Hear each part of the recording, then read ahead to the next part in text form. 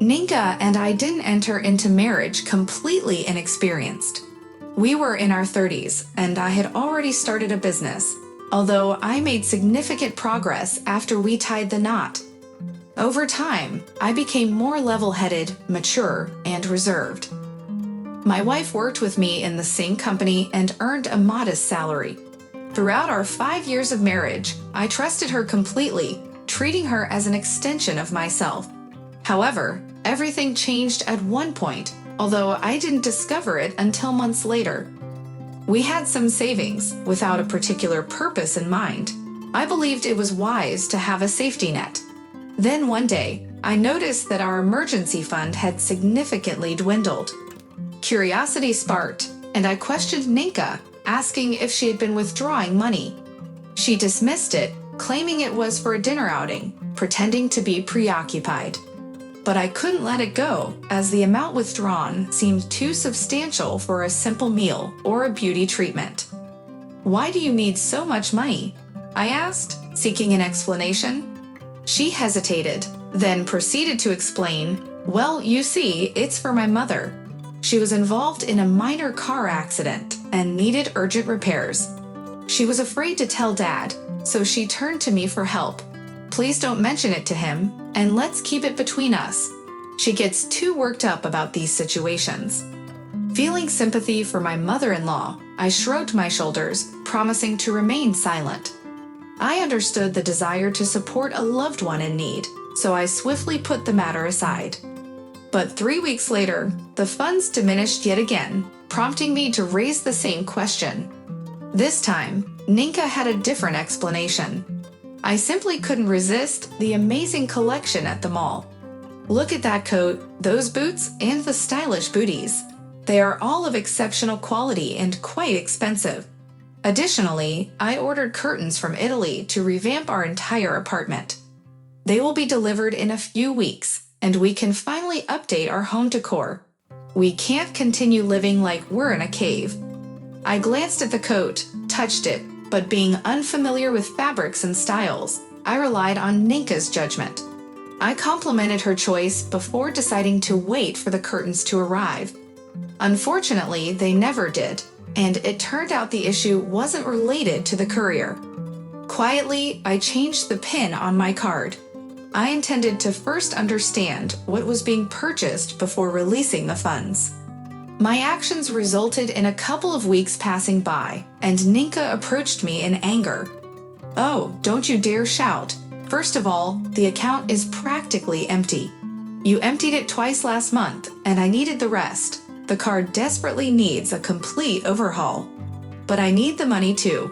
Give it to me right now. Just imagine, I went to the register, and the card didn't work. It's embarrassing." My wife's anger flared. We continued to argue, but I refused to give in. I was determined to get the car fixed. With a seasonal slowdown at work and few customers, I would have been wise to wait a couple of months before making any extravagant expenses. Ninka took great offense at my stance. I felt as though she could have punched me out of sheer frustration. We didn't speak for 2 more days.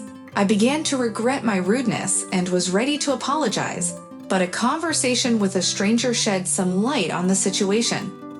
To my surprise, Nina's friend contacted me and requested a meeting. As we sat down in a cafe and ordered our teas, she grew visibly anxious and started speaking rapidly. "Forgive me, maybe I'm mistaken, but I have 2 children who need financial support.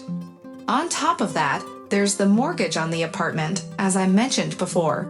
I can only lend money until my next payment." She promised to pay it all back, but now that my payment is overdue, I reached out to my friend for the money. She's simply shrugging it off, and the interest is accumulating every day. Gradually, I began to comprehend the situation. Ninka had borrowed money and failed to repay it. Just as I was about to offer to settle her debt, new information came to light. The girl pulled out a file of papers from her bag and said, "Here, I have the receipt. It's all official." When I saw the amount, I was taken aback. It was unexpected, and it was a significant sum of money. Even more surprising was the date. which indicated that this debt had been accumulating for 6 months prior to our conversation. You know, I didn't even realize she had financial troubles, let alone to this extent. 6 months ago, too. Maybe it was spent on slot machines. I can't wrap my head around why such substantial amounts were needed. I pondered aloud, trying to make sense of it all. I'm sorry, my friend apologized, breaking the news, but it's not the automaton's fault, it's Kirill. The revelation startled me, causing me to jump from my seat. Yes, she's involved with a 24-year-old boy named Kirill. They meet in a rented apartment. He lavishes her with gifts, and she shamelessly demands more and more. As the words sank in, devastation washed over me. Suddenly, everything made sense. To confirm my suspicions, I called my mother-in-law and cautiously inquired about the incident. She assured me I must have misunderstood something.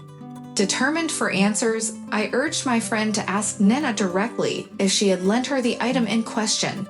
In that moment, I felt like a nobody.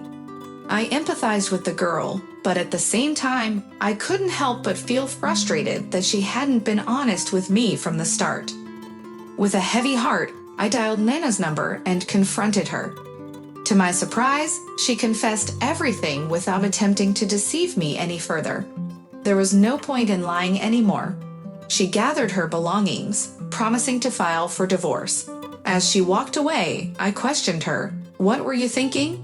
In response, she simply said, "It just happened. Isn't love unpredictable?"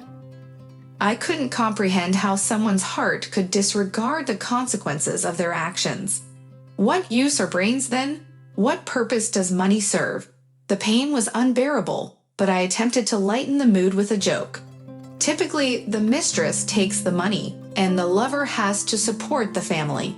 At least he could buy you some clothes. Sadly, she replied, he's been struggling to find work. Why should he bother when he has one naive girl supporting him? This revelation only solidified my belief that I was better off without her. Left in solitude, I pondered where she would go. To that Kirill, no doubt. But who would foot the bill for their rent? He would undoubtedly consume all her resources. And then what? He would discard her and search for another wealthy woman, just like those antique lovers we know. He would latch onto anyone as long as their wallet was deep enough. But that's none of my concern. It's their business. I am wiser than him, and yet I am faced with a similar predicament. I own multiple properties and vehicles, but I also have debts and lawsuits to deal with. Fortunately, I have the advantage of a familiar lawyer to assist me, even though the prospects may not be in my favor.